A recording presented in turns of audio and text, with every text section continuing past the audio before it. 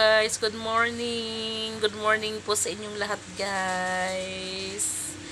Ayan, nandito kami, nakahiga pa rin kami ng aking anak. Ayan, sarap pa rin ang tulog ng aking baby Damula.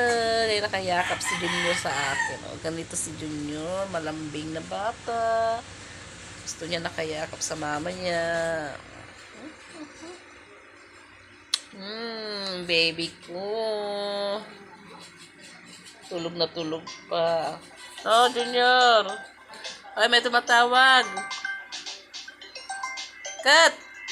Ba't tumatawag? Baga mo ni Papa. Dali guys, may tumatawag.